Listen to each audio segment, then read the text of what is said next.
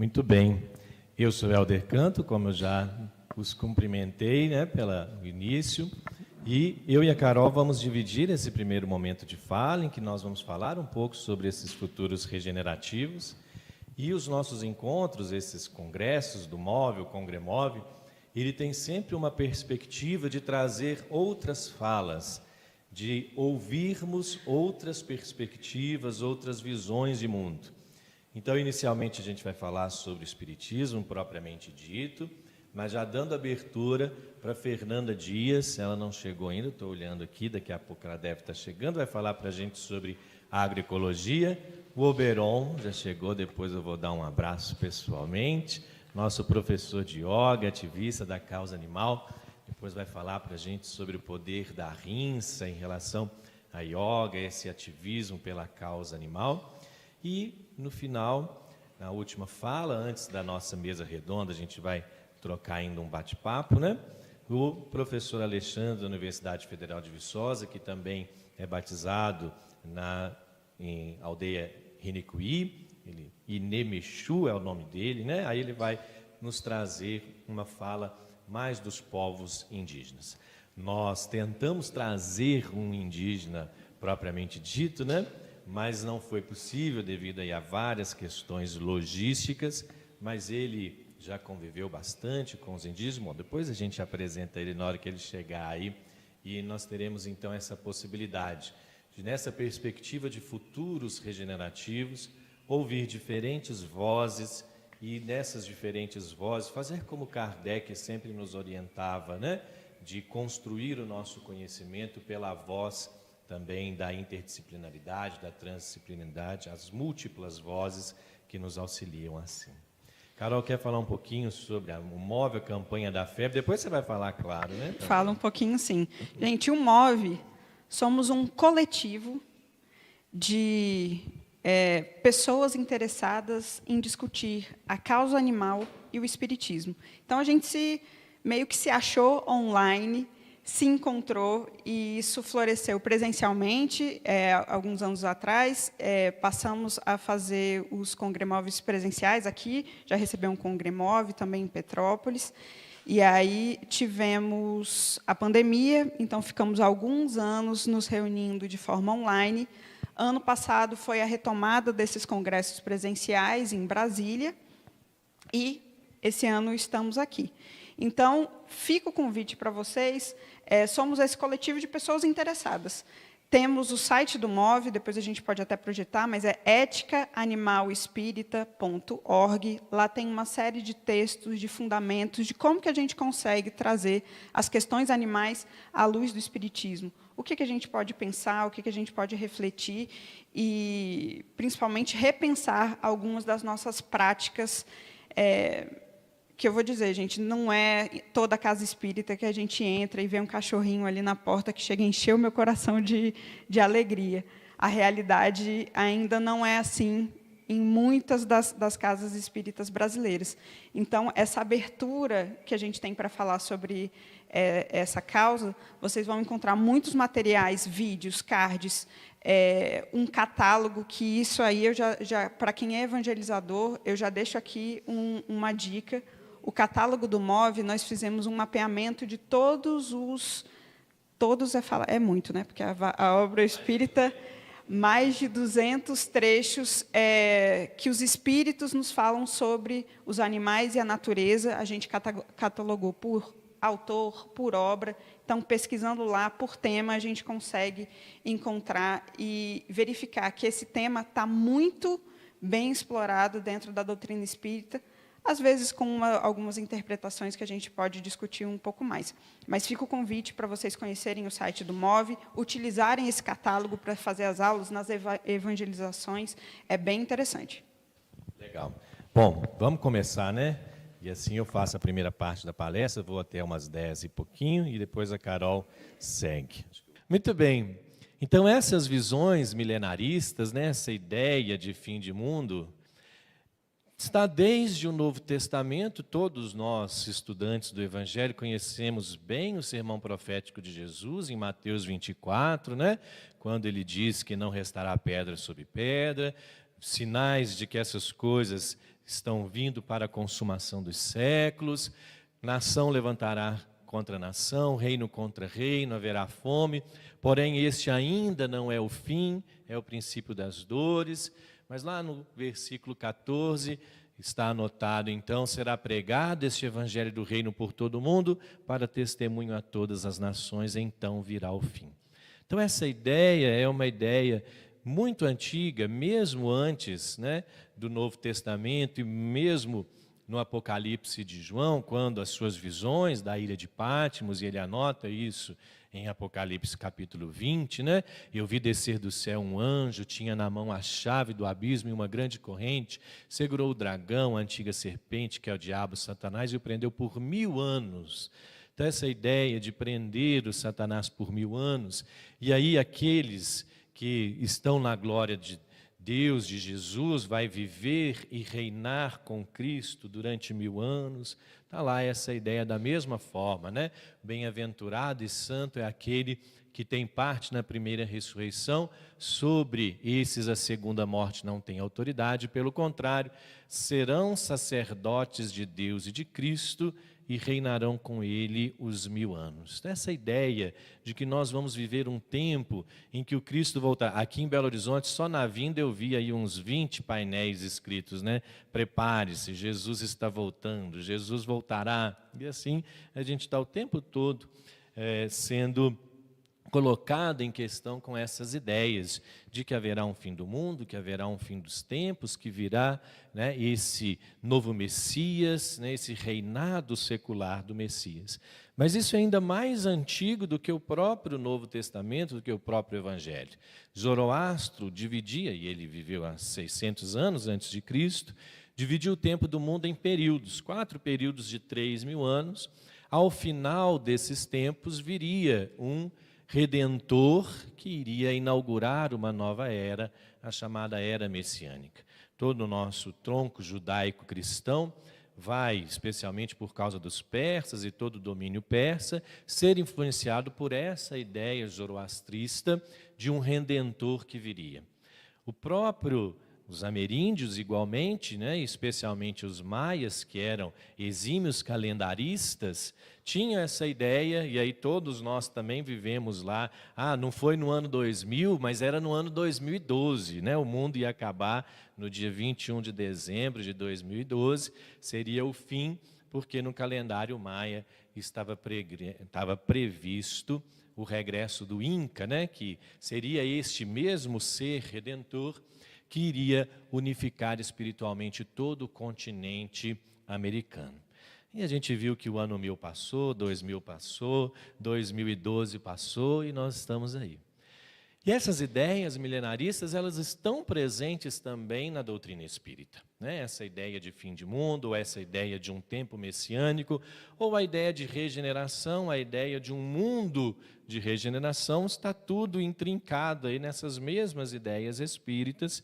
E aqui eu vou apenas citar algumas delas para a nossa análise. Kardec põe uma série de mensagens, são 12 mensagens no total, em que a Revista Espírita de fevereiro de 1868, são só essas mensagens, aqui ele intitula como os Messias do Espiritismo. Espíritos que dão essa mesma ideia de um mundo. Aqui eu não vou ler todo esse texto, mas só para deixar as referências, né? Aqueles que gostam de anotar, tem sempre alguém com um caderninho na mão, já vi alguns aí, né?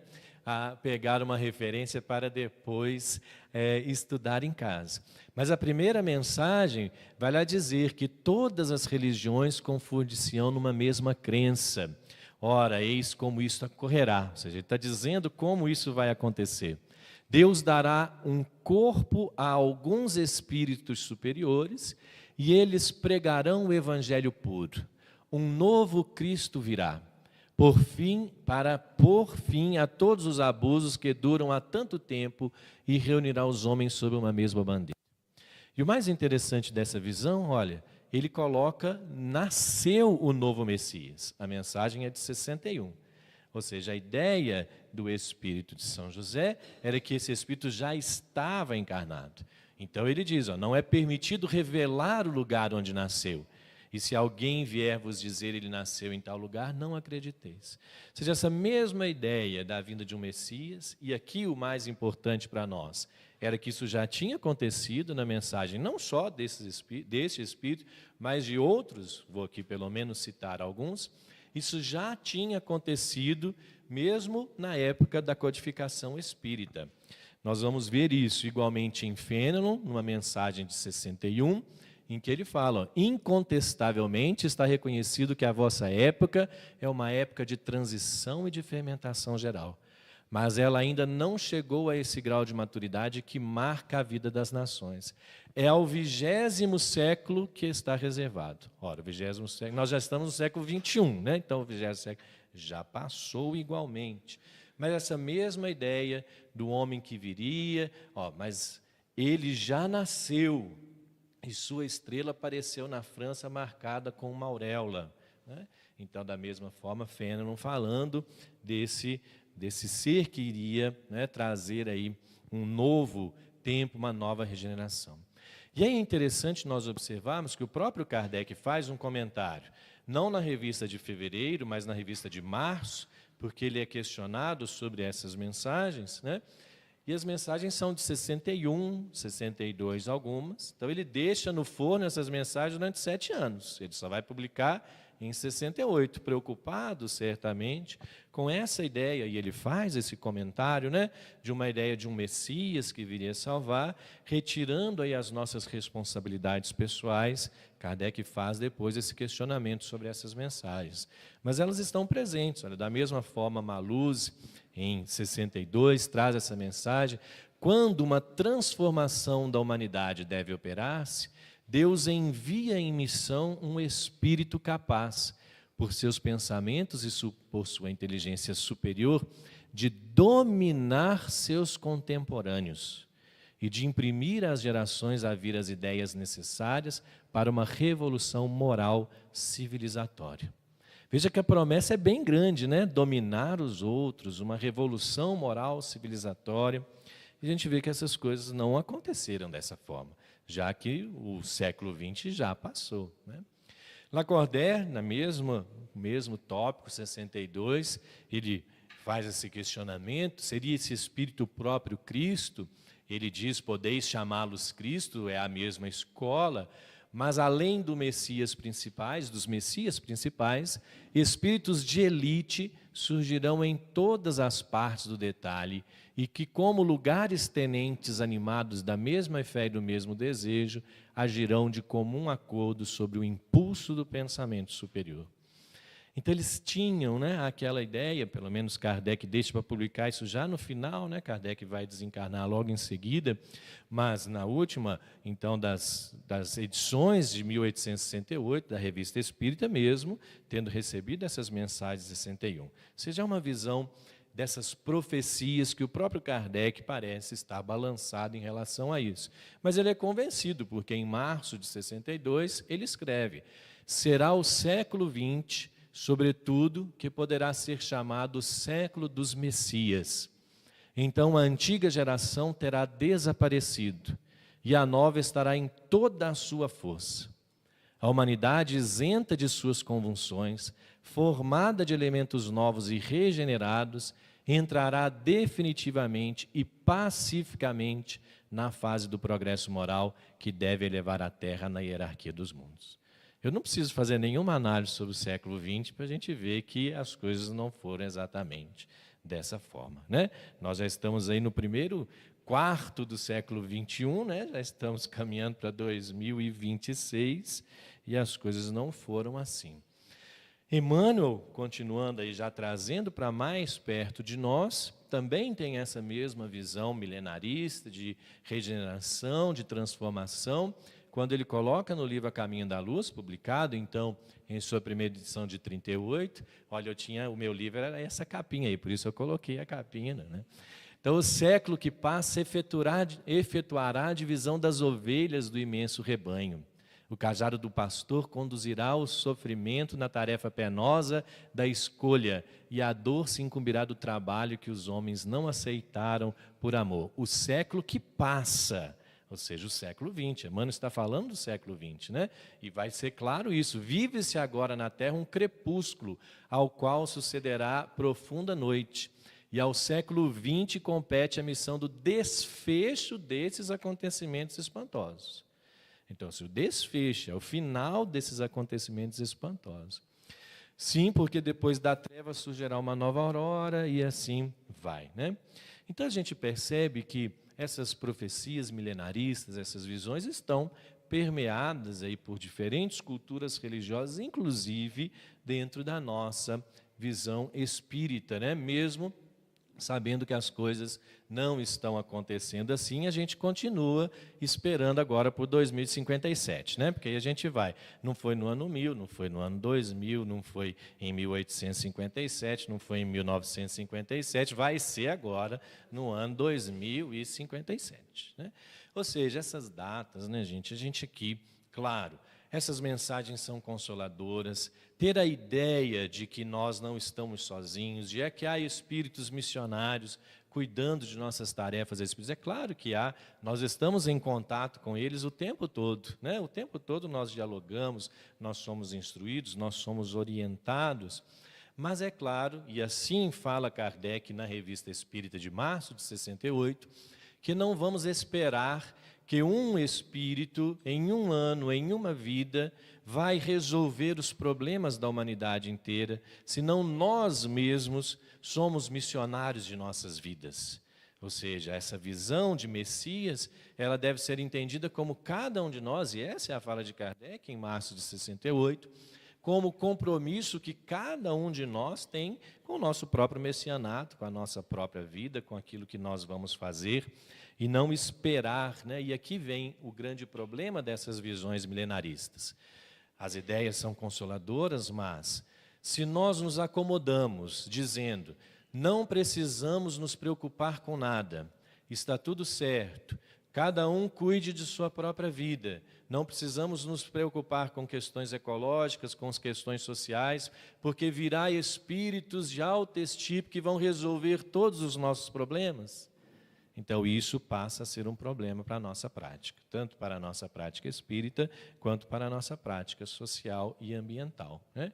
Porque, enquanto isso, nós estamos balançando em relação ao colapso. E aqui eu vou citar apenas a perda da biodiversidade, porque o tempo não nos permite aí, né, fazer uma grande disciplina sobre emergência climática, e vou usar alguns infográficos publicados na revista Piauí sobre biodiversidade em crise, um texto aí da Amanda e da Renata, publicado em 20 de fevereiro de 2023. Eu escolhi falar sobre os animais, primeiro porque é minha área de pesquisa, mas sobretudo porque essa casa tem um vínculo com os animais, né, os trabalhos dos animais. Temos animais presentes aqui, não humanos, né, assistindo a nossa palestra, então vamos falar deles.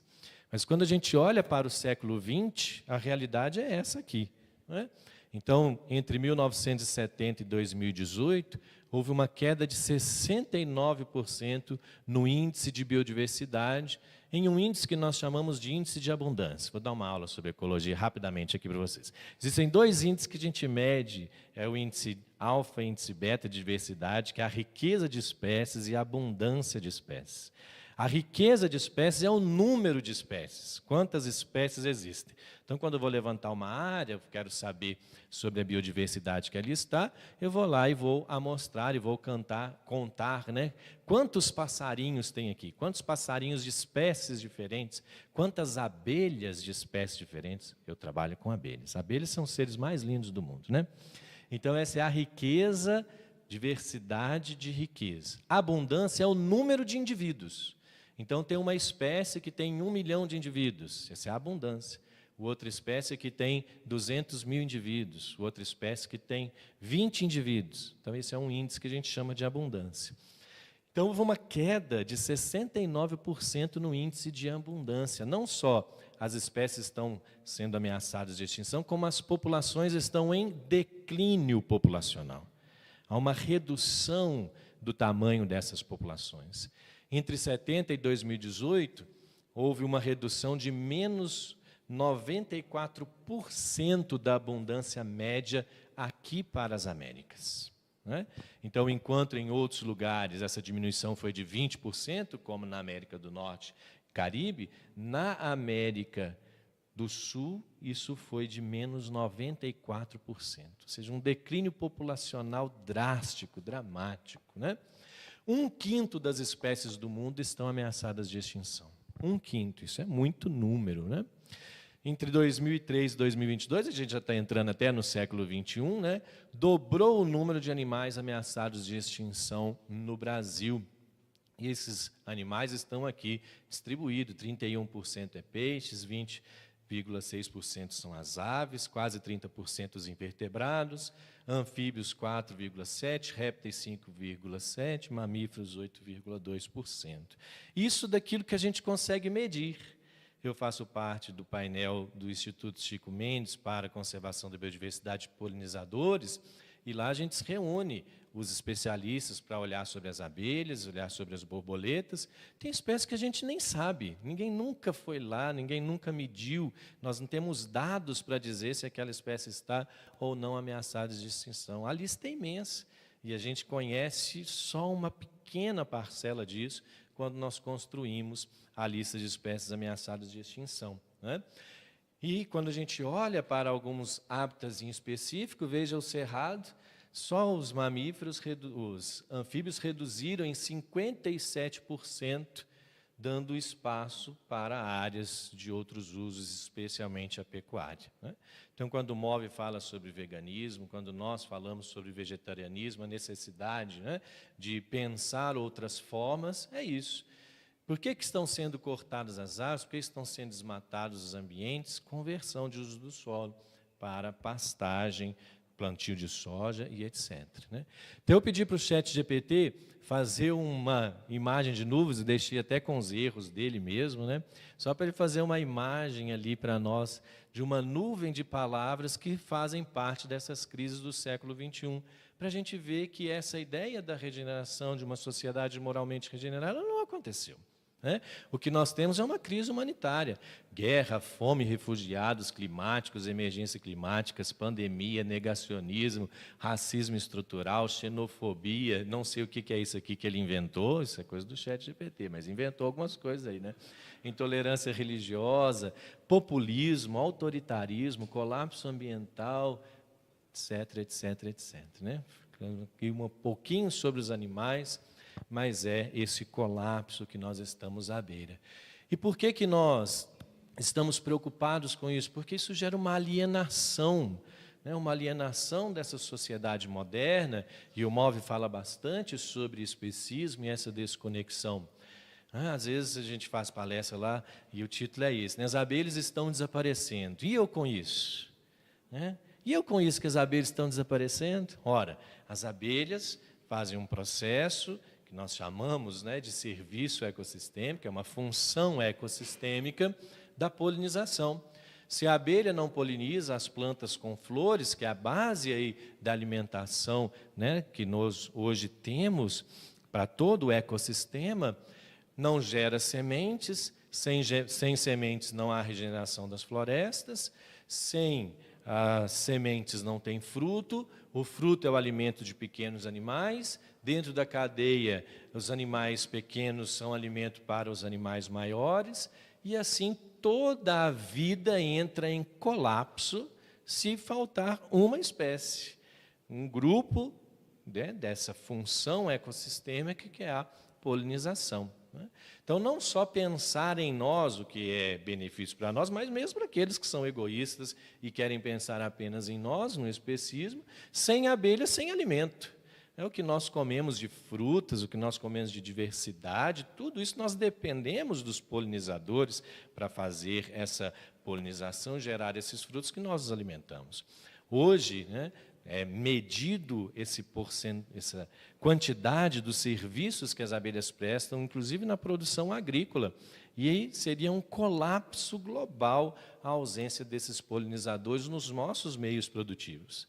Nós continuaremos a ter arroz, feijão e não vai ter muito mais do que isso. Agora, se a gente quer café, se a gente quer melancia, se a gente quer melão, se a gente quer maçã, né, se a gente quer maracujá, se a gente quer morango, todo o sabor da vida, Depende das abelhas. Então, o que eu tenho a ver com isso? Nós temos tudo a ver com isso, né? Mas não só as abelhas, a interdependência como um todo, nós vivemos essa interdependência. Nós dependemos das árvores para respirar, nós dependemos dos rios para beber as nossas águas, né? E aí os nossos professores são sempre bastante claros nisso. Nós somos a única espécie que caga e mija na água que você quer beber depois. Como é que a gente... Assim, é um pensamento tão irracional, né? Se certamente existe um animal irracional, somos nós. Como é que a gente caga e mija na mesma água que depois eu tenho que beber e gastar toneladas de químicos para poder limpar essa água? Isso estamos falando só do esgoto, porque joga sofá, joga televisão, joga resto de carro, joga de tudo ali no rio, né? E assim a gente está beirando esse colapso num ecocídio, né? Ou seja, um suicídio coletivo, um suicídio ecológico a que nós vivemos nesse momento. E nós, espíritas, ainda temos algo mais com isso, porque nós conhecemos a realidade espiritual dos animais. Não só a interdependência e como esses animais nos beneficiam, mas, sobretudo, são vidas, são histórias espirituais. E quando nós interferimos nessa história, nós estamos interferindo na vida espiritual, na evolução espiritual, no progresso espiritual desses animais. Ora, isso é muito grave, porque se nós consideramos tanto a nossa evolução espiritual, a importância para nós da espiritualidade, os animais também são seres espirituais que estão caminhando no seu palco evolutivo. Então, nós temos tudo a ver com isso. Essa desconexão que nós vivemos nessa alienação, como se nós fôssemos seres superiores e de que eu não tenho nada a ver com a vida das outras espécies, causa uma ruptura. Essa ideia de que progresso e prosperidade vai resolver todos os nossos problemas. E nós não estamos com esses problemas sendo resolvidos ou bem resolvidos. Eu posso ter prosperidade financeira, eu posso progredir em ciência e tecnologia, mas nós ainda não conseguimos resolver problemas tão simples quanto a desigualdade social, quanto a desigualdade de distribuição de riquezas, como a fome, como acesso à qualidade de vida, acesso à saúde, acesso à educação de qualidade para todos. Que ideia de progresso e prosperidade é essa, né? Pensamos que a ciência e tecnologia, ou vivemos alienados que a ciência e tecnologia vai resolver esses problemas. Ah, não, está tudo bem, amanhã a ciência vai fazer uma carne de laboratório, e aí está tudo bem, nós não vamos precisar mais matar os animais, porque vão produzir carne de laboratório, etc, né? Ou que a ciência vai resolver todos os problemas de vacinas, etc, etc. A pandemia nos deu a maior lição disso. Porque quando veio a pandemia, não sei se vocês passaram por isso, a Paula, minha esposa, é fisioterapeuta, a gente foi comprar uma máscara. Uma máscara dessa caixinha que antes custava centavos, uma caixa estava custando R$300, R$400, R$500. Né? Para quem foram primeiras vacinas? Qual a discussão que se tinha se devia mandar vacina para a África? Né, gente? Ou seja, uma questão de sobrevivência, em que a ciência e a tecnologia traz a solução, está aí, a vacina. Agora é só todo mundo se vacinar. Não. Nós não temos vacina para todo mundo, quem é que vai vacinar primeiro? Quanto vai custar a vacina? Quem é que vai me pagar mais? Né? E a gente põe valor na vida, e nós vivemos um grande risco de colapso, de a humanidade inteira ser extinta, porque alguns estavam, não, a vacina, não sei o quê, e ainda mais não precisa usar vacina, senão a gente vai virar jacaré, ou coisa nesse sentido. Né? Então, a gente vive essas alienações numa sociedade moderna. Mas também vivemos uma alienação dessa ideia de salvação messiânica. Inclusive nós, espíritas, muitas vezes colocamos como justificativa para a nossa inação, para a nossa preguiça, para a nossa falta de visão, de criatividade, de perspectiva, essa ideia de que não, gente, está tudo certo, não nos preocupemos, um Messias vai nos salvar, os espíritos superiores vão reencarnar, vai trazer todas as soluções para nós. Essa é uma alienação messiânica. Uma ideia de que eu não preciso fazer a minha parte, ou que eu não preciso contribuir, ou que eu não preciso pensar sobre futuros regenerativos, porque haverá, né, a transição, está tudo certo, daqui a pouco vem um mundo de regeneração, daqui a pouco vem um mundo feliz, mas as crises continuam aí, e nós estamos à beira desse colapso. O próprio Kardec, então, nos orienta. Caminhando de par com o progresso, o Espiritismo jamais será ultrapassado, porque se novas descobertas lhe demonstrarem estar em erro acerca de um ponto qualquer, ele se modificaria nesse ponto. Se uma verdade nova se revelar, ele a aceitará. Ora, aqui nós estamos diante de uma. Não foi o século XX a regeneração. Vai ser 2057? Né? Então, nós precisamos pensar melhor sobre como, de fato, viver Kardec. Né?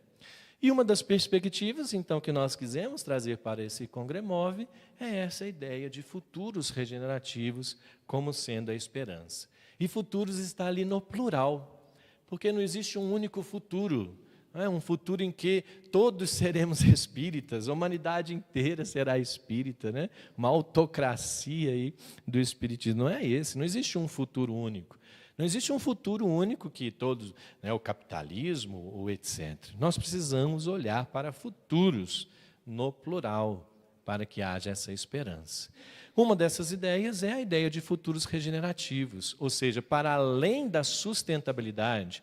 Hoje nós vivemos muito a ODS, né, os Objetivos de Desenvolvimento Sustentável, está aí a COP com essas ideias, mas busca não apenas a redução de danos, mas a restauração e o fortalecimento de ecossistemas e comunidades. E aí vem o Espiritismo dentro disso. Né? Às vezes a pessoa não tem tanta visão ecológica, mas a restauração das próprias comunidades, a restauração das nossa forma de conviver, das nossas relações interpessoais, porque há também uma ruptura nessas relações interpessoais. Né? Cada vez menos a gente quer partilhar, cada vez menos a gente quer estar presente. Olha, nós divulgamos o Congremove. A primeira pergunta, né, que todo mundo me fez, depois eu conversando com o André, é a mesma coisa. Vai ter transmissão online? Né? Ótimo que a gente tenha transmissão online, ótimo que a gente possa estar com os nossos companheiros, mas muitas vezes essa presença tem ficado cada vez mais desconexa. Né? Não, se vai ter transmissão online, eu prefiro ficar na minha casa. E hoje a gente tem um espiritismo que tem passe à distância, que tem cura à distância, que tem palestra à distância, que tem congresso à distância. Daqui a pouco nós vamos ter que inventar um abraço à distância, né? Alguma coisa à distância, que a gente não se encontra mais nem para se abraçar, para se conhecer, para a gente conversar. Né? Então, essa regeneração não só dos ecossistemas, mas também das sociedades, das comunidades. Né? Então, essa é a ideia. Para além da sustentabilidade, para além de deixar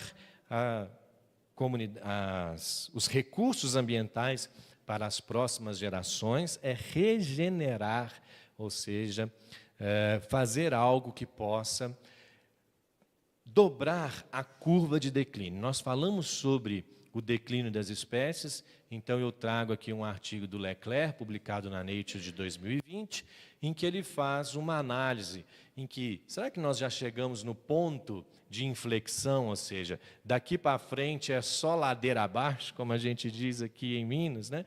Ou há possibilidade de dobrar essa curva de perda de biodiversidade?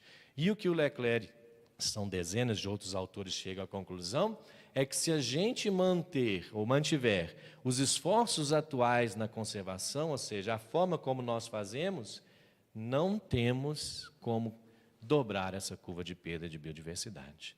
Ou seja, se a gente só se mirar nos Objetivos de Desenvolvimento Sustentável e continuar com as COP, já estamos na COP 30, né? Mas vai ter a COP 31, a 32, a 2057 e assim por diante.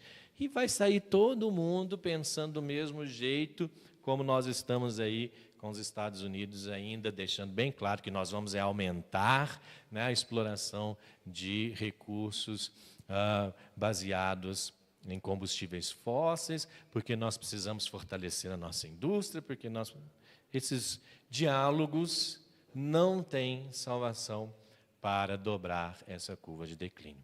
Se a gente aumentar os esforços de conservação, ou seja, aquilo que já está posto, o Acordo de Paris, as pessoas cumprirem as suas metas e a gente aumentar esses esforços, essa curva também não dobra, ela pode até resultar em uma estabilização da queda. Mas a única forma de converter isso depois de... Aí faz sentido, 2057 deve estar aqui, né? Aí, para isso acontecer, é preciso que, além dos aumentos de esforços de conservação, precisamos pensar em outras formas de fazer. Por exemplo, produção sustentável de alimentos, agricultura regenerativa, agroecologia, a Fernanda vai falar um pouquinho para a gente, e consumo sustentável de alimentos. E consumo sustentável de alimentos, nesse artigo, se fala sobre veganismo, sobre vegetarianismo. Ou seja, não dá para a gente imaginar que nós vamos manter ou vamos melhorar, né, essa curva de declínio populacional se a gente continua desmatando para abrir pastos agrícolas, para produzir carne, para que esses animais sirvam de alimentação humana. Isso é insustentável. O planeta não sustenta esse modo de alimentação. É simples assim. Então, se a gente quer reverter isso, nós precisamos mudar esse sistema alimentar, né? Então, isso é futuros regenerativos. Eu recomendo uma leitura, como hoje o nosso tempo é escasso, né? E a gente está mais trazendo o tema e a temática para que isso possa fazer parte das nossas discussões, né? O livro do Fábio Rubens Carano, Diálogos Regenerativos para Futuros Sustentáveis. Fernanda chegou ali. Então, a modernidade, olha, só rapidinho, a modernidade alienou os seres humanos do mundo que os cerca, da natureza, das outras pessoas, de si mesmo. Como resultado, o planeta ingressou em uma era de policrise e desequilíbrio natural. A sustentabilidade surge como um suposto antídoto para os males presentes e futuros. No entanto, o discurso hegemônico de sustentabilidade está enquadrado dentro das mesmas lógicas modernas. É a lógica do capital, a lógica do progresso, a lógica da industrialização, né? Então, por isso, cada vez mais é improvável que os objetivos de desenvolvimento sustentável conduzam o mundo e a estados planetários desejáveis em que todos os seres humanos e não humanos vivam bem. Quando a gente olha com mais atenção para os ODS, né, a gente vai ver que os animais estão ali presentes no ODS 15, a vida terrestre, mas em todo o resto eles apresentam como recurso. A sustentabilidade do ODS é manter recursos para sustentar a humanidade. A ODS é totalmente focada na humanidade, totalmente focada, ela é especista, né, nos humanos. Os outros não humanos é mais ou menos assim, precisamos preservar as populações para ter o que comer. É mais ou menos nesse sentido. Então, sobre esse prisma, é preciso incluir visões de mundo não modernas, como os conhecimentos indígenas e locais, formas não científicas de interpretação da realidade, como a arte, a filosofia, as espiritualidades, tanto religiosas como não religiosas, né?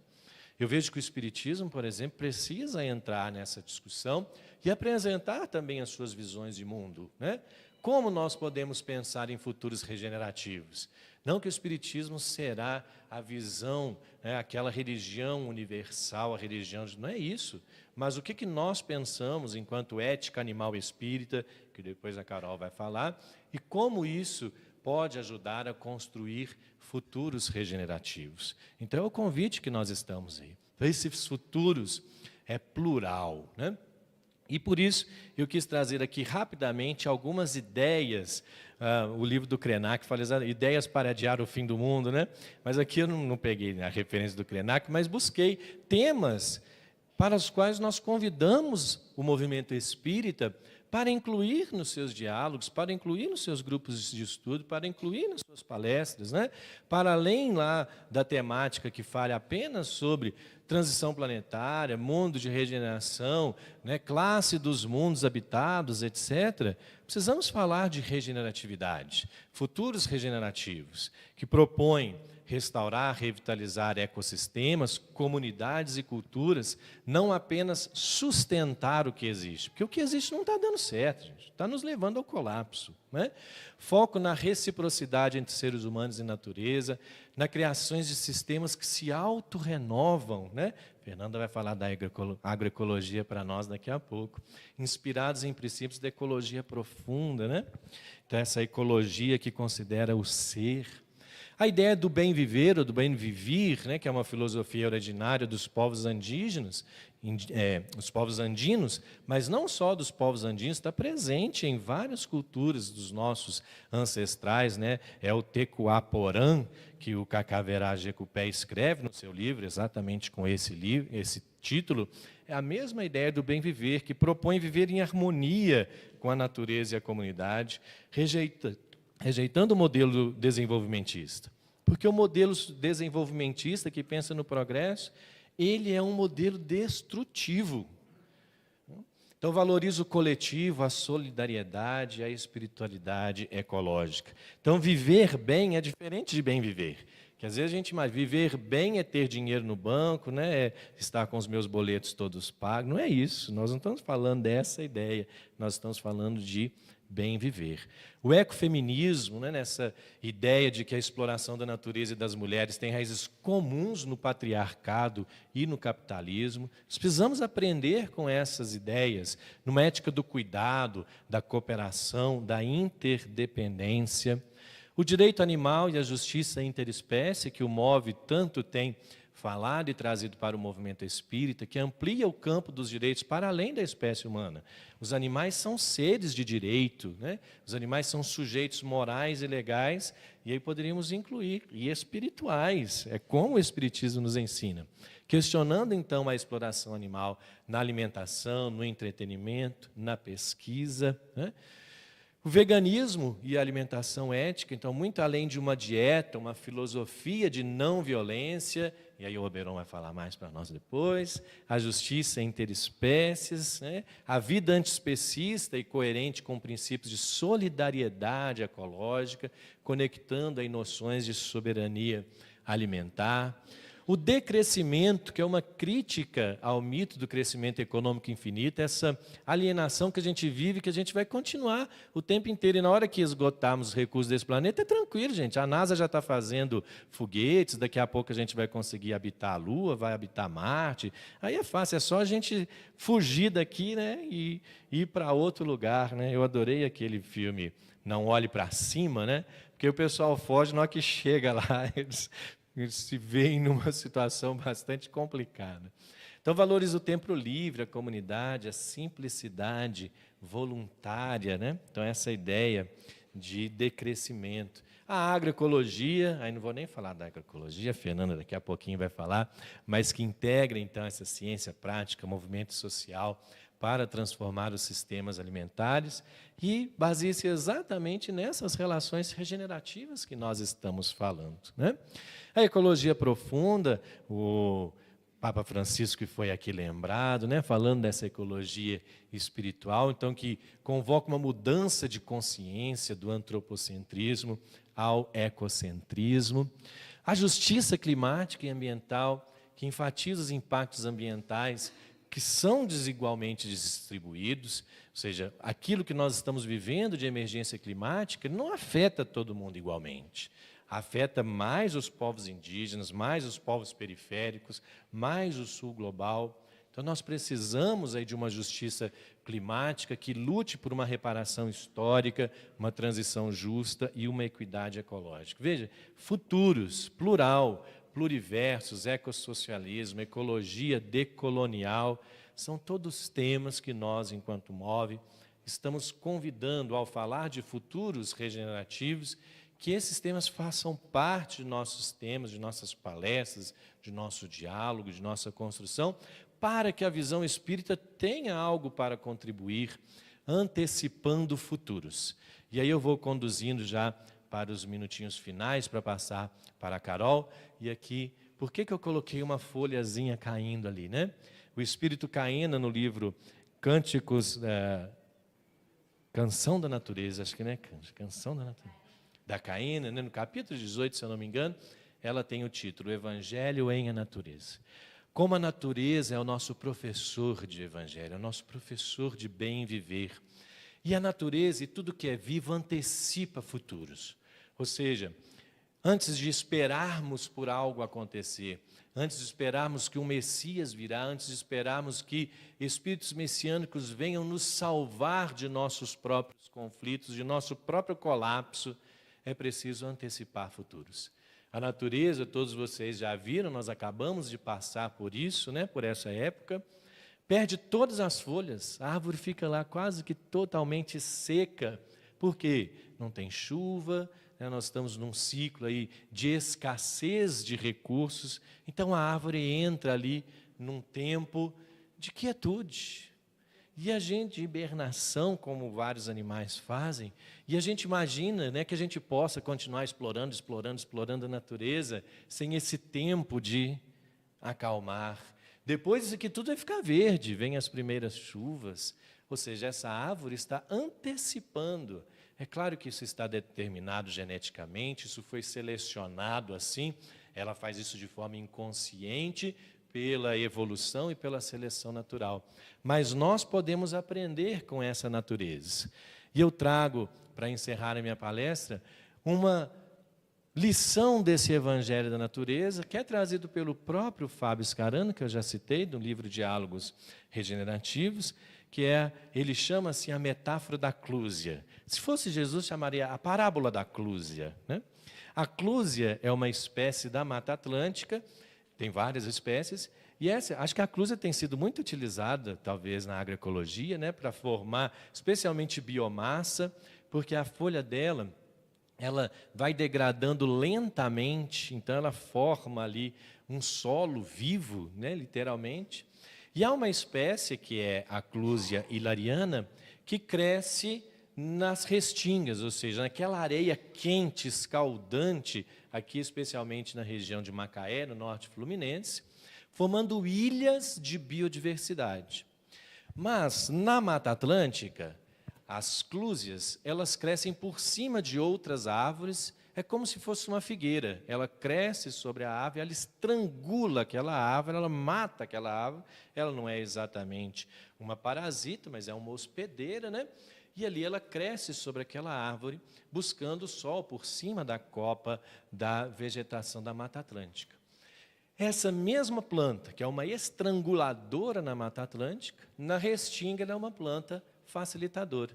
Isso porque nós sabemos que o mar ele transgrediu e regrediu várias vezes nos últimos milhares de anos, pelo menos 3 vezes, né, aqui na costa brasileira, e nos últimos 8.000 anos, foi quando isso aconteceu, formou ali uma grande área de deserto, que é quando o mar, então, regride, voltando para a posição atual que ele está, aquela areia fica depositada, formando o que hoje nós chamamos de restinga. Essa restinga, inicialmente, era um deserto, mas a clúzia se estabelece ali, seja trazida por sementes, passarinhos, etc., e ela passa a criar ilhas de vegetação sobre as quais outras plantas, na maioria também oriundas da Mata Atlântica de encosta, se estabelecem. Então, o que o Fábio, junto com um aluno dele, percebeu é que ela funciona como um oásis nas restingas. Eles contaram em 100 metros quadrados de moita de clúzia 100 espécies de plantas distintas. Esse índice de uma espécie por metro quadrado é imenso para qualquer lugar do mundo. Ainda mais para uma região de areia e sol que não tem nada, não tem solo para essas plantas crescerem. Quem fornece isso é a clúzia. Ou seja, uma espécie de estranguladora passa a ser uma espécie regenerativa no novo ambiente onde ela está. Então ele chama isso de regenerantes de Gaia, né? Nessa ideia de um planeta vivo. Quando ele faz essa pesquisa, ele busca quem são as células-tronco, quem é que regenera esse planeta? Nós temos células-tronco, né? Quando nós machucamos, quando nós precisamos regenerar um tecido, essas células-tronco. Então a clúzia atua como uma célula-tronco, gerando e regenerando vida. Mas ela tem ainda 2 aspectos muito interessantes, que é o que nós chamamos na biologia de autopoiese. Autopoiese é a capacidade que a vida tem, dos sistemas têm, de criar e manter continuamente através de seus próprios processos e componentes. Se a gente faz um terrário, né? Todo mundo já viu aquele terrário que a gente fecha ali e coloca ali os elementos, vai gerar água, vai gerar solo, a planta, isso é autopoiese, manutenção de vida. A clúzia faz isso. Ou seja, as folhas se degradando, ela gera solo, ela gera recursos para que outras plantas cresçam. Naquele sol escaldante, ela gera sombra. E ali com seus próprios componentes, com seus próprios recursos, veja de novo, uma planta que na Mata Atlântica era estranguladora, agora é geradora de vida, né? mantendo esse sistema através da autopoiese. E um terceiro aspecto é a exaptação. Exaptação é um conceito em biologia evolutiva, né, que é uma característica que, após evoluir para uma função específica, é adaptada para desempenhar uma nova função adaptativa, sem ter sido desenvolvida com esse novo propósito. Ou seja, quando a clusa estava lá na Mata Atlântica, estar no alto de uma copa, ela está recebendo aquele sol escaldante. As raízes estão sobre o tronco da outra árvore, também não tem solo, não tem micronutriente, então ela se adaptou a viver em condições extremas, que é estando hospedeira em cima de uma árvore, e essa adaptação, que não era para esse objetivo em si, que era viver num ambiente desértico restinga, serviu como uma nova adaptação para um novo momento, para um novo tempo, que ela, obviamente, não fazia a mínima ideia, né, ser inconsciente, essa exaptação, de que um dia ela seria tudo isso. Então, a clusia nos ensina 3 elementos regenerativos: ser célula-tronco, ter autopoiese e ter exaptação. Assim, a planta clusia é uma nossa professora de futuros regenerativos, porque nós podemos fazer isso de forma consciente. Nós, enquanto humanos, podemos ser células-tronco do planeta. Em futuros regenerativos, nós podemos restaurar florestas, nós podemos restaurar mares, nós podemos restaurar rios. Ao invés de ser células cancerígenas, ou sermos vírus no nosso planeta, nós podemos ser células-tronco. Podemos regenerar de forma consciente, né? Podemos agir com autopoiese, manter a vida onde a nossa presença não seja de destruição e extinção, mas de manutenção e propagação da vida. Já pensaram se nós forjamos futuros diferentes, futuros regenerativos, e que o nosso legado nesse planeta não seja um legado de destruição? Porque nós estamos aqui, enquanto espécie humana, há 200 mil anos.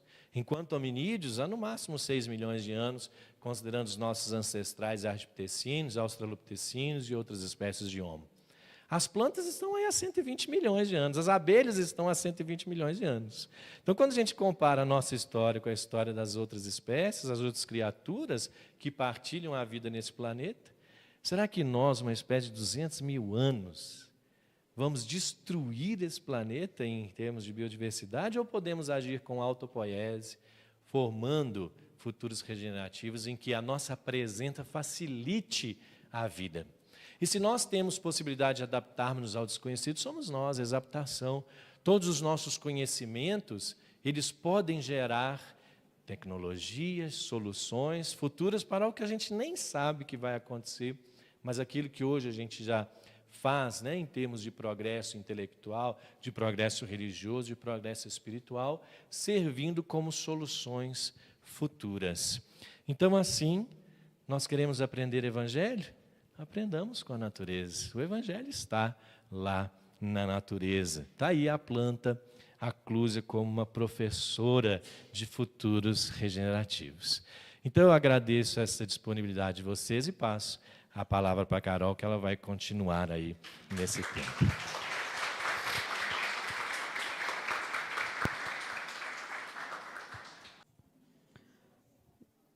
Bom dia, bom dia. Depois dessa aula, a gente já fica até mais inspirado, né? Gente, enquanto a apresentação ela é carregada ali, eu queria me apresentar brevemente. Meu nome é Carol Abreu, eu sou bióloga de formação, também sou cientista da computação, e meu mestrado e doutorado é utilizando inteligência artificial para monitoramento de desmatamento, principalmente do Cerrado, porque eu sou de Brasília, e é uma das grandes fronteiras de agrícolas, então, de perda de biodiversidade. Mas eu sou espírita também, desde a barriga da minha mãe. Minha avó era uma devota de Maria Santíssima, e minha mãe apresentou uma mediunidade muito, na infância, assim, 5, 6 anos, e aí isso fez com que toda a família fosse para a casa espírita, e lá seguimos, fortes, a família toda, envolvida nos trabalhos. Hoje, eu trabalho tanto no estudo sistematizado, quanto coordenando um projeto lá na minha casa, que é o Grêmio Atualpa, com o projeto de educação ambiental na Casa Espírita. Além disso, a gente trabalha como facilitador da FEB, da Campanha Espírita Permanente de Conscientização Ecológica. Então, eu espero ter um tempinho também para apresentar um pouco dessa campanha para vocês. Mas, sobre a apresentação, o Helder gentilmente quis ficar com a parte do colapso para me deixar com a parte melhor, que é para falar um pouco da esperança. Então, eu queria começar, a gente já teve esse panorama dos futuros regenerativos, tivemos essa ideia do colapso, e que vamos combinar que é só a gente ligar a televisão, ligar o nosso celular, acompanhar qualquer notícia, a gente sabe que a gente está vivendo um período de uma convergência de crises ambientais, crises sociais. Então, é difícil a gente não só ter olhos para ver que a gente consegue identificar o tamanho da crise e do colapso que nós nos encontramos. E o Helder falou um pouco de perda de biodiversidade, mas a gente esquece que a gente já entrou num período tão grave de colapso que a gente já está numa crise existencial. As nossas próprias ações já colocam a nossa própria espécie em risco. A gente já tem uma série de refugiados climáticos. Então, às vezes, quando a gente vem falar do MOVE, as pessoas querem que a gente fale exclusivamente dos animais. Vamos falar dos animais humanos e não humanos. A gente tem que falar também que nós, animais humanos, irracionalmente, estamos nos colocando em risco. Mas não vou entrar muito nessa parte do colapso, não, gente. Vamos começar falando um pouco sobre esperança, e aí eu queria trazer uma reflexão, que é algo que sempre me incomodou. Quando vocês pensam em esperança, vocês lembram de quê?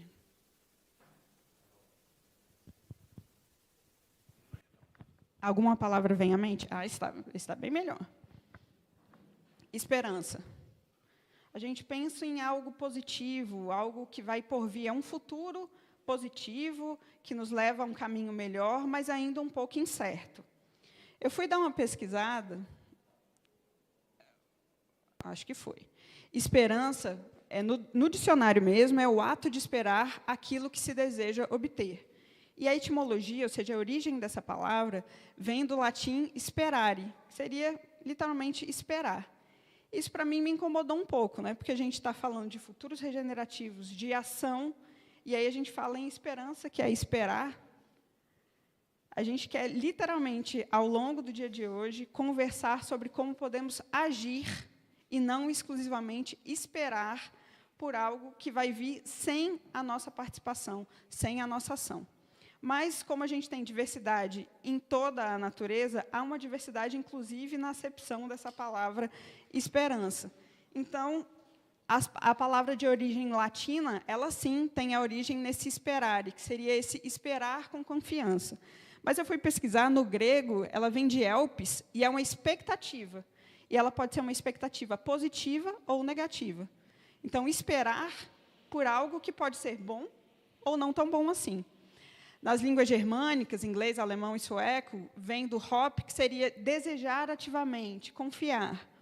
Nas línguas eslavas, como o russo, vem de dejat. Gente, isso eu achei fenomenal. Esperança vem da palavra fazer. Então, é o direcionar uma ação confiante. É algo um pouco mais próximo do que a gente quer conversar no dia de hoje. Nas línguas sino-japonesas, como o chinês e o japonês, vem do kibo, que é um desejo voltado ao futuro. Então, nem entre nós, animais humanos, a gente tem uma acepção padronizada sobre o que é ter esperança. Hoje, o nosso combinado é fugir um pouquinho do esperar e passar um pouco mais sobre direcionar a nossa ação. Confiar que um futuro vai ser melhor. Nós sabemos, como espíritas, que o progresso é inexorável. Temos essa crença, que a ação, nossa ação como espíritos, irá nos levar a um futuro cada vez mais no caminho de Deus, no caminho que o Mestre nos ensinou. Mas, para isso, a gente precisa agir. Helder falou brilhantemente da gente tentar tirar um pouco, de deixar essa responsabilidade nas mãos dos espíritos superiores, aguardando algo que a gente já viu que não virá do modo como o Helder nos apresentou. Já não veio, então, a gente pode assumir um pouco mais a nossa parcela de responsabilidade, que Deus age no mundo através de nós. Somos nós, co-criadores, espíritos aqui, co-criadores do universo, que faremos o mundo de regeneração. Então, essa primeira mensagem é: a gente não vai falar de regeneração, falaremos nós em como faremos a regeneração desse mundo. Então, vamos lá para direcionar essa ação confiante. E aí a gente fala também, algumas vezes, dessa esperança ativa. Então, eu vou olhar para o futuro. Eu acredito que o futuro pode me trazer melhores condições, mas eu preciso agir por ela. Então, gente, a gente já começa com uma chamada para ação aqui. Hoje, todas as nossas reflexões e as perguntas que nós traremos é: como eu posso contribuir na minha escala de ação, na minha comunidade, na minha casa, internamente, com a minha própria reforma íntima, nos coletivos que eu participo, pressionando as organizações e as instituições, como eu posso caminhar para atingir o futuro que eu quero, o futuro que queremos. Pergunta. Lembrem de tudo que o Helder mostrou até agora. A gente temos motivos para ter esperança no futuro da Terra? Não. Tem um pessoal mais realista. Nenhum. Algumzinho. Tem? A gente está aqui, não está? Num domingo de manhã? Gente, se cada um fizer a sua parte. E a gente tem que aumentar a nossa parte, hein? Eu queria dizer que a gente está achando que nossa parte é pequenininha, nossa parte é um pouco maior. Gente, eu tenho uma notícia boa e uma não tão boa. As soluções para a imensa maioria dos problemas mundiais já existem, o que falta é a vontade ética de implementá-las. Helder mostrou aqui. Quando a gente fala de colapso mundial, quando a gente fala de crise ambiental, a gente consegue enxergar que a ciência ela já apresenta soluções técnicas para grande parte desses problemas. Agora, se elas não são aplicadas em grande escala, é a segunda parte da notícia que eu quero dar para vocês. O desafio não é mais científico, não é mais como fazer, mas por que não fazemos? Como fazemos de forma que beneficie a todos e não apenas a alguns? Esse é o nosso principal desafio. O que a gente vai conversar agora, nessa segunda metade dessa palestra inicial, é quais são as questões éticas, o que nos impede de fazer aquilo que sabemos que temos que fazer. Parece algo meio inconsistente, mas a gente é mestre em encontrar umas racionalizações para não fazer aquilo que a gente sabe que tem que fazer. A gente faz isso em vários aspectos da vida. Mas agora a gente está falando de um problema crucial para a existência, para, inclusive, perpetuar a nossa espécie nesse planeta, para perpetuar a vida nesse planeta.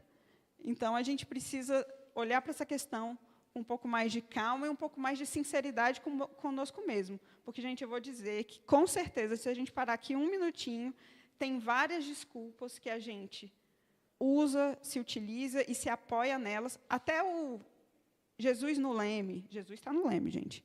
Deus sabe de todas as coisas. Mas qual é a minha parcela como criatura criada por Deus, com capacidade produtiva, com pensamento? Qual é a minha responsabilidade, principalmente com o meu livre-arbítrio? Como eu vou construir esse mundo? O Helder nos falou das várias previsões de fim dos tempos e de virada, de que tudo vai acontecer. Qual foi a vez que Deus interviu diretamente na história humana? Que Ele veio e interviu diretamente. É difícil lembrar, talvez em algumas lendas bíblicas isso esteja presente de uma forma alegórica, mas, gente, isso não vai acontecer. Então, eu espero que, de fato, hoje a gente consiga virar uma chavinha, que é a chavinha da mudança, que eu sempre digo que a mudança é uma porta que só tem uma chave do lado de dentro, né? Às vezes, a gente está vendo um bando de coisa do lado de fora, tem o povo batendo lá na porta, ó, está na hora de mudar. mas a chave, gente, é dentro. Quem vira essa chave somos nós. Precisamos mudar o nosso modo de pensar. Temos livre-arbítrio, temos agência, somos espíritos com agência. O que faremos com essa agência, com esse livre-arbítrio que nós temos? Então, a parte difícil depende de nós. Depende das escolhas éticas que fazemos. Helder mostrou que são múltiplos futuros regenerativos. A gente vai mostrar conversar sobre um deles, que é um dos futuros que o MOVE costuma conversar, que é falar da mudança ética nas relações com todas as formas de vida. Então, quando a gente vai falar de direito ambiental e de direito dos animais, e uma ética animal espírita, no fundo, a gente está falando de uma mudança interna, uma mudança ética em como a gente se relaciona com todas as formas de vida. E isso começa por uma mudança de paradigma que nós, ocidentais, já nascemos nesse contexto estrutural, então fica difícil a gente entender. Muitos de nós, quase a maioria de nós, enxergamos a vida como recurso. E essa é a parte difícil da gente mudar. Quando a gente enxerga a vida como recurso, é muito fácil transformar a vida em uma mercadoria e por aí vai. Então, essa mudança interior, da gente conseguir ver o valor intrínseco em todas as formas de vida, essa é algo que a gente tem que trabalhar internamente. Gente, a gente reproduz isso, às vezes, a gente ama os animais, a gente se preocupa com a natureza, a gente tenta fazer o nosso melhor, aí a gente vai dar uma aula de evangelização, eu falo porque eu já passei por isso, e eu já me peguei no erro. Aí a gente vai falar lá sobre a árvore frondosa, vai falar sobre a natureza, e aí a gente fala sempre numa visão utilitarista. É a árvore que nos dá o fruto, é a árvore que nos dá a sombra. Ou seja, é sempre uma visão do que a natureza pode fazer por nós, e não que ela também criada por Deus, ela também é uma obra divina, ela também possui o divino dentro dela, ela tem todo o direito de existir, independente do que eu preciso ou não. Então, esse exercício da gente mudar o nosso olhar, ele é muito difícil, e é mais um convite. Você viu, hoje vai ser um dia de convites, gente. A gente tem que ver quais que a gente vai conseguir captar e levar à frente ou não. E aí, um breve preâmbulo que eu vou fazer só para entender por que o MOVE acha essa questão da ética animal tão relevante, é porque a exploração animal é uma das bases invisíveis, nem tão invisíveis assim, mas desse colapso. Quando a gente fala dessa época que a gente está vivendo, antropoceno, capitaloceno, tem vários nomes. Estamos falando de uma estrutura, um modelo colonial capitalista ocidental que é baseado na exploração de muitos para o privilégio de poucos. Então, aqui eu estou falando da exploração de várias formas de vida, humanas e não humanas. E essas opressões, que são inúmeras, elas estruturam as relações entre nós humanos, entre os humanos, animais humanos e não humanos, ou seja, como a nossa relação com a natureza, e elas se entrelaçam de várias formas. Então, de um modo ou de outro, especismo, racismo, sexismo, a exploração da terra, eles estão todos conectados. Então, por isso a gente fala de causa animal, mas também fala de causa ambiental, e também fala de causa social. Todas essas opressões, elas estão interrelacionadas. E elas têm uma causa, uma série de questões estruturais, mas o que a gente destaca, do ponto de vista do MOVE, é o especismo. Especismo é um termo utilizado para designar, como a gente usa de racismo, discriminação contra outras etnias, sexismo, discriminação referente a gênero, o especismo é a discriminação referente a outras espécies. É a gente, no nosso suprassumo do orgulho, achar que a nossa espécie, que Helder já falou, chegou ontem, 200 mil anos, já quer sentar na janelinha, já fez uma bagunça nesse planeta que a gente está vivendo, e que a gente calcula o valor de toda a natureza, de todo mundo natural, com base exclusivamente nos nossos parâmetros, e discrimina todo o resto.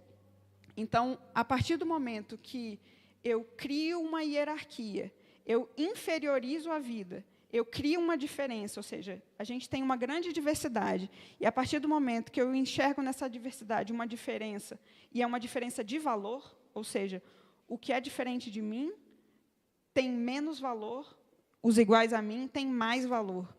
Eu crio uma prática de violência que desgasta e que devasta as vidas do nosso planeta, humanas e não humanas.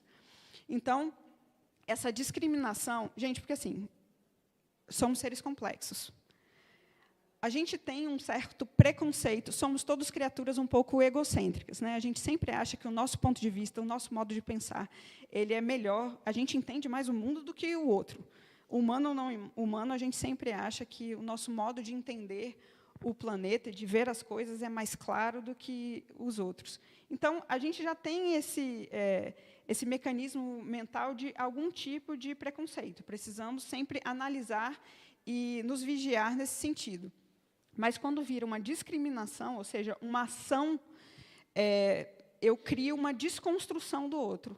Ou seja, eu crio um mecanismo, um padrão do que eu considero igual a mim e, por isso, digno de valor, o que eu não considero igual a mim e, por isso, eu posso segregar. E, a partir do momento que eu crio esse superior e inferior, o inferior pode ser eliminado. E aqui eu estou falando de animais, estou falando de animais humanos, animais não humanos, estou falando de relações sociais. A partir do momento que eu vejo uma diferença no valor da vida, qualquer que seja, eu abro uma porta para o especismo, o racismo, o sexismo. Ou seja, quando eu crio essa hierarquia, eu abro a porta para pessoas se utilizarem disso, para diminuírem o outro, para tirarem o valor do outro e para poderem aniquilar, usar o outro como objeto ou exclusivamente para o lucro. A gente consegue colocar esse mecanismo de funcionamento para entender uma série dos problemas que nos cercam hoje na nossa sociedade. Com certeza, com certeza. Às vezes, em determinados setores, 40 já passou, já virou o cabo da boa esperança. Para determinados trabalhos, esse aí não vale mais. E, gente, esse é um exercício. A gente devia abraçar a diferença.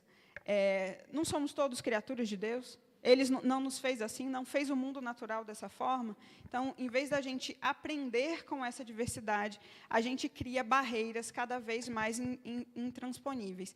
E essas barreiras, elas criam essas diferenças que geram uma série das mazelas que a gente vem acompanhando na nossa sociedade hoje. E não é muito justo falar que isso é uma escolha, falar isso coletivamente. Nós, como humanidade, estamos tendo decisões não tão éticas, porque a gente vive numa estrutura que poucos decidem por muitos.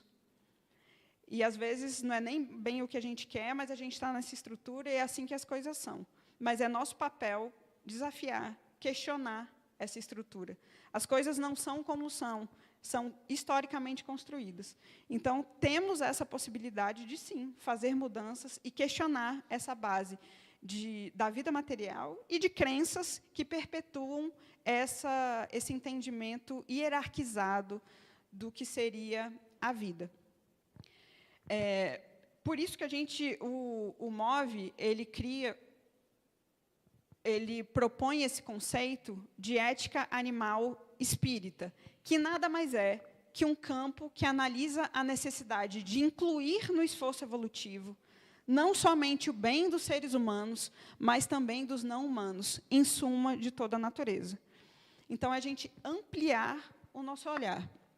Aborda como e por que devemos, enquanto indivíduo e sociedade, superar o antropocentrismo e o especismo no trato com os animais, além de inserir na educação de espíritas e de pessoas interessadas, elementos que facilitem mudanças de hábitos pessoais e engajamento político para a construção de uma sociedade mais fraterna e justa para pessoas, animais e meio ambiente. Então, esse é o conceito que o MOVE se propõe a discutir ele não é um conceito fechado, ele já foi modificado ao longo dos anos, ao longo do entendimento e dos estudos que o MOVE foi desenvolvendo. Ele fica aberto à contestação, ao que vocês quiserem perguntar e discutir, porque a gente acredita que, no fundo, o que a gente quer atingir, que é a fraternidade universal, a gente precisa, para isso, ampliar o nosso olhar. E, para isso, gente, é a gente começar a enxergar que, em várias vezes, nas nossas atitudes, a gente tem assim um botãozinho de consideração moral. Para alguns seres ou para alguns tipos de vida, eu ligo esse botãozinho e merece todo o meu afeto, toda a minha atenção, todo o meu amor, toda a minha justiça. Mas, para alguns outros tipos de vida, a gente simplesmente desliga essa chavinha e essa consideração moral ela desaparece. Então, todo esse contexto de ética animal espírita ou ética ambiental espírita, porque isso está completamente relacionado, é para a gente conseguir ampliar a nossa consideração moral, ampliar aquilo que a gente foi criado e acostumado a ver, e entender que há valor na vida em todas as suas manifestações. E aí vem uma outra novidade. Hoje a gente está trazendo algumas referências, que são dos estudos multiespécies. Os estudos multiespécies é um campo interdisciplinar que envolve antropologia, sociologia, biologia, geografia, uma série de áreas das ciências humanas e que busca entender as relações entre humanos e outras espécies, considerando o impacto dessas interações em questões éticas, sociais, ambientais e políticas. O que o MOVE tem buscado é entender e trazer para dentro do espiritismo esse conceito de sociedade multiespécie. Ou seja, para a gente, inclusive nas nossas falas, quando a gente fala em sociedade, a gente está pensando em exclusivamente sociedade dos animais humanos, ou seja, a sociedade humana. Existem uma série de relações que envolvem outros seres, e esse campo da ciência estuda essas relações. E também questiona a separação tradicional entre natureza e cultura, e explora como os humanos e outras espécies coevoluem e se afetam mutuamente. Então, a gente entender que temos uma sociedade mais que humana. Gente, a gente não precisa nem falar só em sociedade.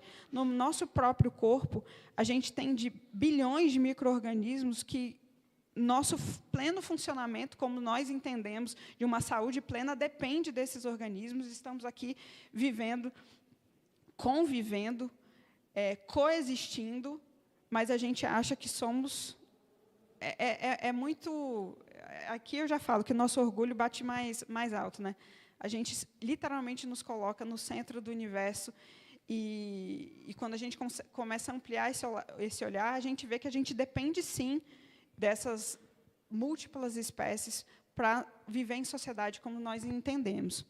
Então, por multiespécie, se compreende esse complexo de relações estabelecidas pela multidão de entes que habitam o mundo e o imaginário humano, como plantas, vírus, animais humanos e não humanos, divindades, espíritos e etc. É muito interessante que essa área da ciência ela admite, o que não é muito comum, a existência de seres extracorpóreos como entes culturais e como formadores da cultura e como formadores de como nós, humanos, nos relacionamos e nos entendemos como sociedade. Então, já há essa previsão de que, como há em algumas culturas, essa troca entre o plano corpóreo e o plano extracorpóreo, isso está dentro desse estudo multiespécie. Às vezes a gente fala que mas a ciência ainda não descobriu o mundo extramaterial. Existem correntes científicas que, sim, admitem isso, ou como crença, ou como produção cultural, produção da mente humana, mas admitem essa existência e como isso afeta o nosso posicionamento como sociedade. O que a gente busca, no final das contas, a gente está aqui falando de futuros regenerativos, seria de uma justiça social multiespécie. Ou seja, a gente está falando de injustiças, tenho certeza aqui que a gente consegue pensar em inúmeras injustiças que a gente vê no nosso mundo dia após dia, e essa injustiça também é multiespécie. Então, se a gente tem essas múltiplas opressões, a gente precisa superá-las, pensando não somente no ponto de vista humano, mas das outras formas de vida. Então, buscar uma justiça social que também seja multiespécie é contribuir para que essas espécies companheiras sejam também destinatárias das noções de solidariedade espíritas. Então, quando a gente pensa num mundo de regeneração, num mundo onde estaremos melhores, onde o mal não sobrepujará o bem, a gente tem que pensar isso para todas as espécies que convivem conosco, no planeta que Deus confiou a nós, para que a gente caminhe e aprenda nele durante a nossa jornada evolutiva. Vocês estão fazendo... Está todo mundo bem? Estão fazendo... uma série de conceitos, mas, no final das contas, gente, vocês vão ver que é mais simples do que a gente espera. Que, no fundo de tudo, é uma questão de entender a lei de amor, justiça e caridade de uma forma mais ampliada. A gente está aqui falando de uma série de contextos científicos, áreas diferentes do conhecimento, mas como é que isso conversa com a doutrina espírita que eu aprendi desde antes da barriga da minha mãe?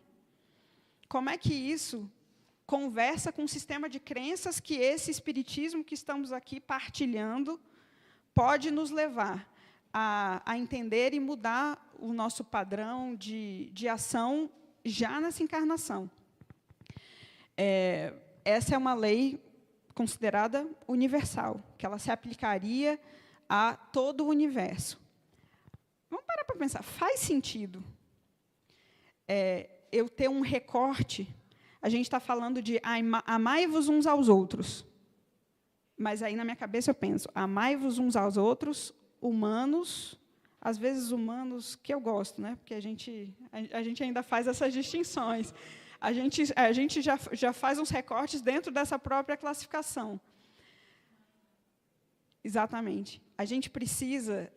Aqui é um convite, porque quantas vezes a gente já leu no Livro dos Espíritos e já estudou sobre leis morais? Quantas vezes a gente já falou sobre lei de justiça, falou sobre o BIP, benevolência e indulgência, perdão, falou sobre caridade, falou sobre lei de amor, numa visão antropocêntrica e especista, numa visão que considera unicamente a minha própria espécie, ou seja, uma visão humano-centrada, eu olho só para o que é igual a mim. E especista, eu ainda faço questão de inferiorizar o outro para que ele tenha menos valor, para que eu me sinta menos culpado quando eu estou fazendo ali uma coisa que não está muito coadunando com uma lei de Deus. A gente usa isso bastante, gente. O convite que a gente faz é para a gente, uma vez que a gente tem esse despertar, para que a gente volte a essas leituras que a gente faz sempre, espírita gosta de um livro, que a gente comece a enxergar paradigmas que a gente adotava, mas que a gente pode ampliar o nosso olhar. E, ampliando o nosso olhar, a gente vai mudar a forma como a gente vai agir no nosso planeta. E a gente pode mudar as coisas, gente.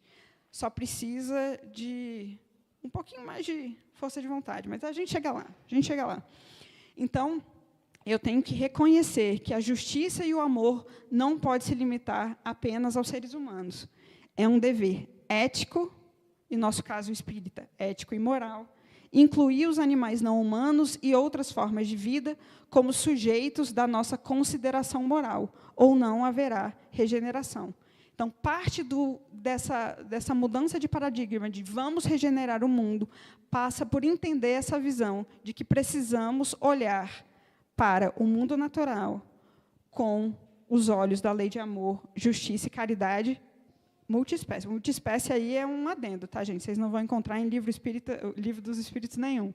Mas é esse convite que a gente faz a expandir essa visão.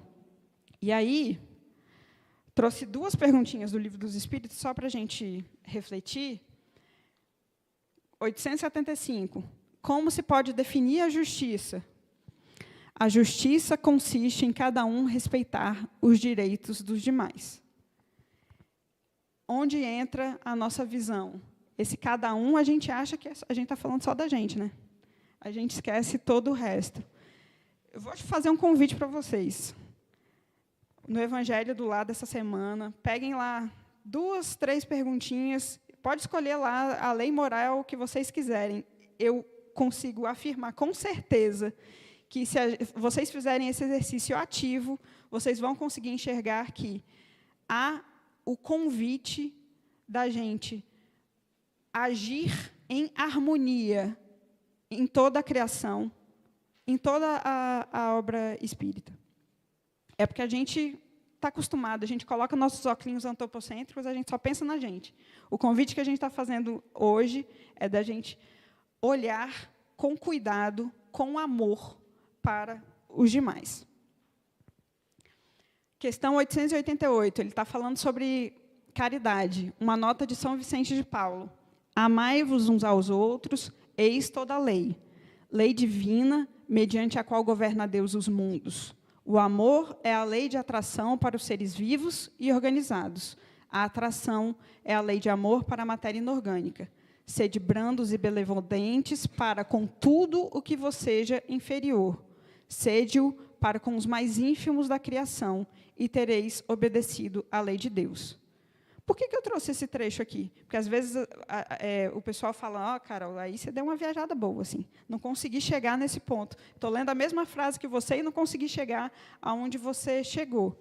Há trechos literais, gente. Aqui não tem como a gente fazer muita manipulação retórica.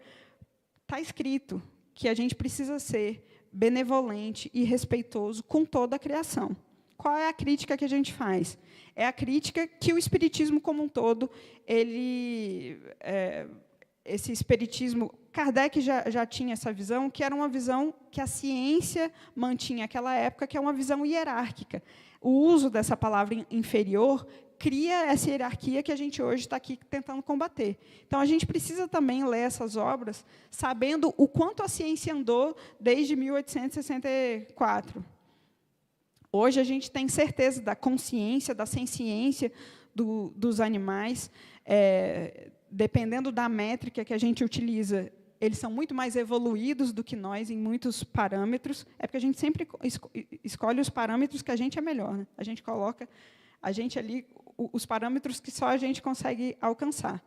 Então, mesmo nas obras clássicas de Kardec, a gente precisa também olhar com esse olhar crítico do que a gente já aprendeu, o que a ciência já mostrou. E Helder já mostrou o trecho aqui. Se a ciência anda, o espiritismo pega a mão e anda junto.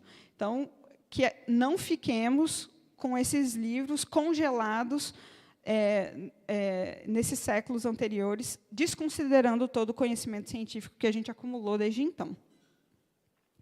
E aí, vamos falar de alguns caminhos práticos para o futuro que queremos. Helder mostrou uma série de futuros possíveis regenerativos. Hoje, ao longo do nosso dia, vamos ter vários convidados que farão especialistas, que mostrarão caminhos possíveis, que a gente, de uma forma ou de outra, a gente vai ter que chegar numa alimentação ética e sem sofrimento. Isso já é uma medida científica. A gente pega o último relatório do IPCC, Painel Intergovernamental de Mudanças Climáticas, e está lá que, assim, a gente não vai conseguir sair dessa grande crise climática enquanto a gente se alimentar e manter essas cadeias alimentícias baseadas na exploração dos nossos irmãos animais como estamos. Assim, o futuro é um futuro de alimentação baseado em plantas. Quanto mais cedo a gente conseguir ir mudando os nossos hábitos, essa é a parte difícil, ir mudando os nossos hábitos para ir nos alinhando a esse futuro que queremos, que é um futuro já apontado pela ciência, não adianta. Melhor para nós e melhor para o planeta. Espaços espirituais que já incorporam a ética animal. Essa aqui é uma casa bendita entre as várias que a gente tem no Brasil, mas a gente ainda precisa caminhar muito. Esse é um tema pouco discutido entre espíritas, que há pouca abertura. Então, eu fico muito feliz com cada um que está tirando o tempinho para ouvir, para fazer as suas próprias reflexões, tomar as suas próprias decisões, baseado nessas informações que a gente tem trazido agora. Educação para compaixão. A gente precisa, grande parte, às vezes a gente passa isso para os nossos filhos de uma forma que a gente nem percebe, porque é tão estrutural que a gente reproduz isso sem perceber. Que a gente consiga passar para eles, a gente já não ensina, pelo menos a maior parte de nós, a gente não quer proliferar, perpetuar nenhum tipo de discriminação.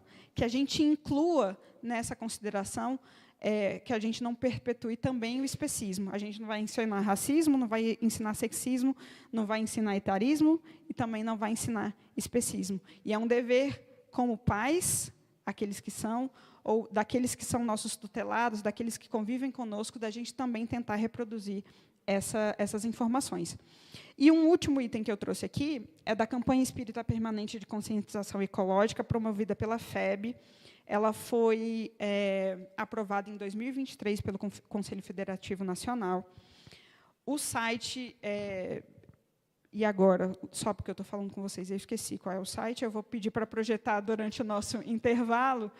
Já tem um site da campanha da FEB, e é um documento, que o move, alguns de nós participamos nessa feitura, tem pessoas do Brasil inteiro, especialistas do Brasil inteiro, trabalhando para a gente ter um caminho possível dentro das práticas espíritas. Aí eu trouxe um trecho, esse é o livro, vocês pesquisarem no Google, lá, Campanha Espírita Permanente da Conscientização Ecológica, se vocês não lembrarem de passar o site que eu coloquei aqui depois. Essa é a finalidade da campanha: promover a conscientização do cidadão espírita sobre suas responsabilidades perante a natureza, por meio de uma educação que transcenda os interesses exclusivamente humanos, ou seja, uma educação não antropocêntrica, e inclua o direito de viver de todas as espécies, ou seja, uma educação não especista, oferecendo subsídios teóricos e práticos que contribuam para a mudança individual e coletiva em prol do equilíbrio dos ecossistemas. Gente, isso é um documento da FEB, escrito lá. Por que eu faço questão de mostrar que há essa possibilidade? Porque em algumas casas espíritas que a gente passa, a gente conversa com as pessoas, às vezes mas esse assunto é um pouco progressista, esse é um assunto que eu não vejo muito nos livros espíritas, não há uma orientação, então, vamos deixar para depois? Não vamos conversar sobre isso agora, não? Há um documento federativo, normativo, que, às vezes, abre uma porta.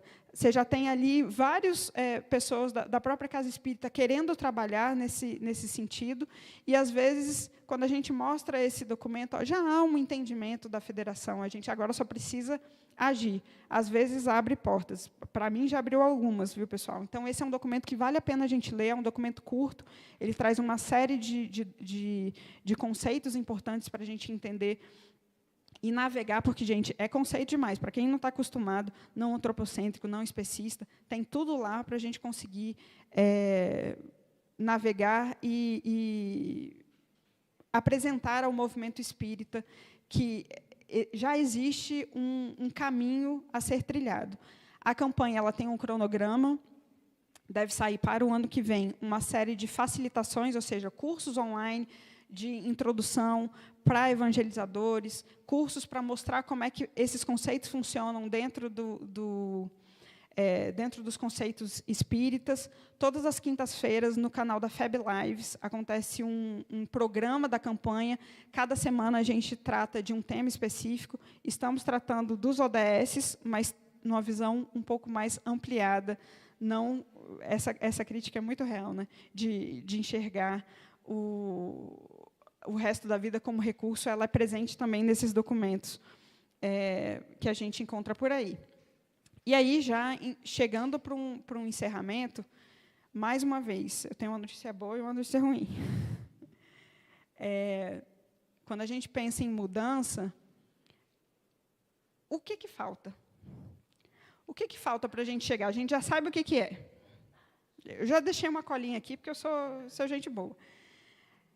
A gente sabe como fazer, a gente sabe, talvez, qual o caminho seguir, e o que falta? Gente, Esse livro, Pensamento e Vida, do Emmanuel, no capítulo 2º, ele trata a nossa casa mental como uma espécie de departamento. Teríamos o departamento da memória, o departamento da imaginação, o departamento da criatividade, o departamento da inteligência, cada um com suas funções, mas a gerência esclarecida e vigilante que governa todos os setores da ação mental é a vontade.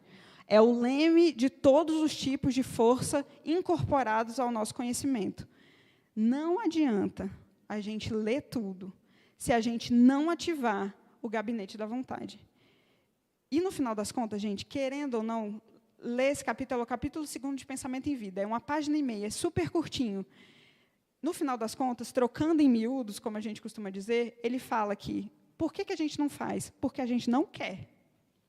Porque quando a gente quer, quando vira objeto do nosso desejo, a gente coloca a nossa vontade e aí o negócio anda. Então, o que a gente precisa investigar internamente é por que eu não quero? Porque a gente faz a gente precisa fazer essas reflexões, porque, no final das contas, gente, é uma decisão de ação diária de cada um de nós. O que nós estamos com vontade ou não vontade de fazer? E o convite que a gente faz é que essa visão de regenerar o planeta, de encontrar futuros regenerativos, faça parte do nosso desejo de futuro.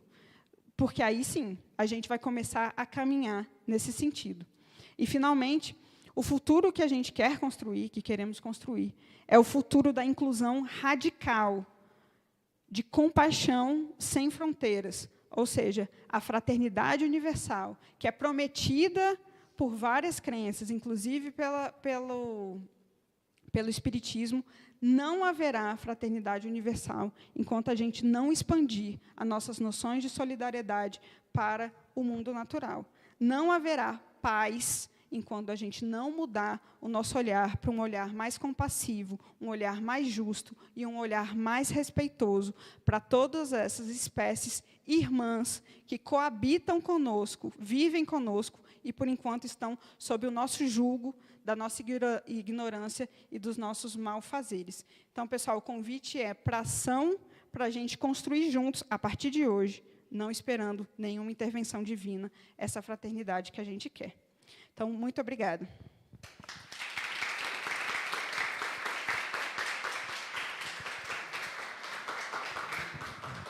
Nós queremos agradecer ao Helder, a Carol, que falou aqui agora, e pensar, gente, o tanto de dica que foi dado aqui hoje.